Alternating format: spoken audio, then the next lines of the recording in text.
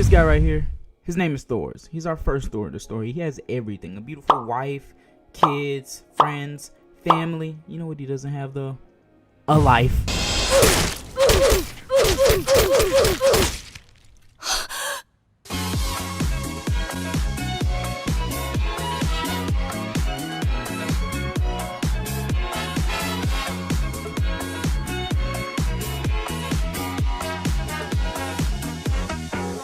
Okay, but back before all that, we see that Thor was in a battle and he decided to leave and wash up a shore and decided to go and live happily ever after with his family for the rest of his life instead of fighting. And this plays in later, but for right now, all you need to know is that he is happy with his family. He's chilling at home until these guys show up, Yam's Vikings. Remember how I mentioned Thor's left his old gang? Well, this is them, and he was in there with Thor Kale, our second Thor that plays in much later. But just remember that Thor's was in the Yam's Vikings along with Thor Kale, but there's two Thors, and there's a third Thor coming in soon, but you'll see who he is in a second. And they basically show up to us and they demand, hey, Thors, we demand you come back so you can come and fight for us. And then he's like, no, because you know he has a whole big family, friends, all of that now, and he doesn't want to stay there and fight with them. So instead he just says no and tells them to leave, and they say okay.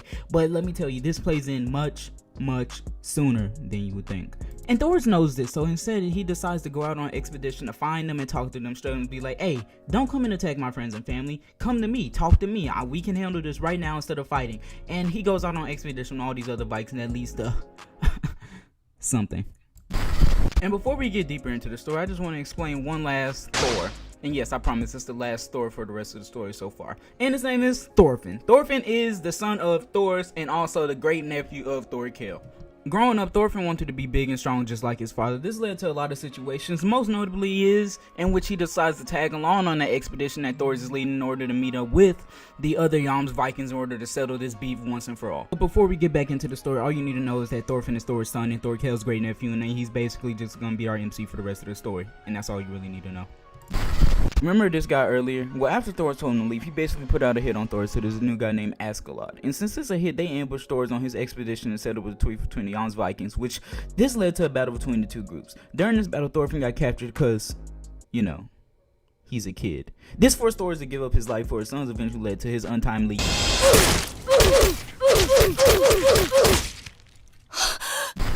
Alright, so what is that, Dad? He doesn't know who to blame, so who does he blame? Askeladd. This leads to our main plot point in the story, in the time skip, where basically Thorfinn travels with Askeladd for years and years and leaves the expedition, challenging him constantly also he can kill Askeladd and avenge his father. And while he travels with Askeladd, he's not just sitting there freeloading just trying to fight him over and over. He's also eventually working with them, a part of their little pirate group or whatever, and he's just kind of growing with them and growing with Askeladd, also somewhere creating a bond between them, but he doesn't want to recognize because he still wants to kill him for avenging and trying to kill his father. Okay, so now after all this time has passed, Thorfinn's been traveling with Askeladd's group for some time now, right? And they're given an assignment to protect this shy prince and his garden. Remember the shy part or whatever.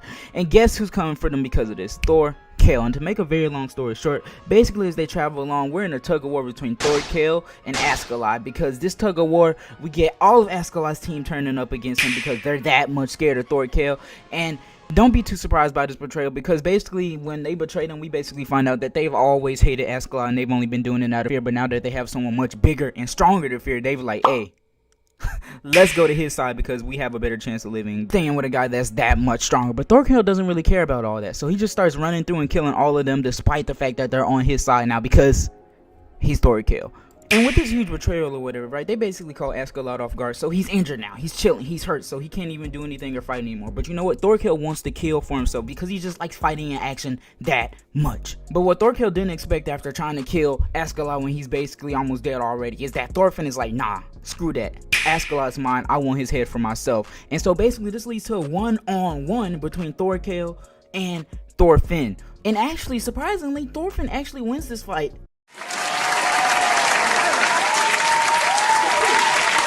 A miracle. He takes out Thorkel's eye or whatever, and he takes the W. While all of this was going on, the prince is like, hey yo, let me chill out, let me stop being a wuss and a loser, actually let me step and be a Chad for once. And so you know what, the prince steps up, he regains his voice and he talks his noise, and basically Thorkel backs down, Thorfinn backs down, Askeladd backs down, all the armies back down, and they submit to the prince. And did I mention none of this would have happened if it wasn't for the king himself, right? He sends the Yam's Vikings to go and try and assassinate his own son because he wants his other son to become king and not our prince of the story who just bossed up and became a Chad. Let me tell all of you, this is basically a huge conspiracy. King doesn't think that the prince knows, but since the prince bossed up and became a Chad, the prince now knows, but it's supposed to all stay low-key in a way. Like, it's confusing, but actually it makes sense. Like, this is like some royal conspiracies, but we're following the prince now. Askeladd's under the prince, Thorkel's under the prince, Thorfinn's under the prince, Askeladd's old army, Thorkel's army, everybody is following the prince, right? And the Yams Vikings don't expect the prince to be alive. The king doesn't expect the prince to be alive, but they're all supposed to play it cool because they're supposed to act like an assassination attempt was not just supposed to happen. This is the last stretch, so I'm gonna make it simple. Basically, the whole conspiracy that I mentioned is about to blow. Because with everyone playing it cool despite knowing what's going on, the king still has the advantage because, you know, he's the king. So even though the prince has literally everyone on his side, the army is still not big enough to overthrow the king. So they're at a standstill, Canute and the king. So Askeladd makes a decision. He slices the king's head off and takes on everyone to take the blame for being a bad guy, making him an enemy, and knowing when he does this, if Canute kills him, he will be put in a public favor to be king and he won't have to get assassinated, and Canute will take over, okay? And while all of this is happening, Thorfinn is in jail because some other least important issues, but he's back just in time to see Canute killing Askeladd, the one man he wanted for himself. Thorfinn snaps. Thorkel is just enjoying the show. Thorfinn is thrown for a loop because no one, and I mean no one, like anybody watching the series, did not expect this. So as he sees Askeladd bleeding out, he loses it. He rushes at Canute. He gets stopped. Thorfinn's whole life goal to this point just got bodied. The climax of the story, all of it just shattered. This whole series basically, like the whole point of it just got bodied. But that's all of VInland Saga so far to this point. And man, this manga is crazy, bro. Like, I started picking it up and reading it a little bit, and let me tell you, bro, VInland Saga is like, with this little catch up I just gave you guys are more or less ready for the next season. You know the important points after watching this, and like, I'm just telling you, I'm hyped. And I know it came off a little bit short this ending, but bro, VInland Saga, it has a lot more in store, a lot more content in store. If you guys don't want to wait on the anime, I suggest you pick up the manga. But that's really all I have to say. This has been VInland Saga in minutes.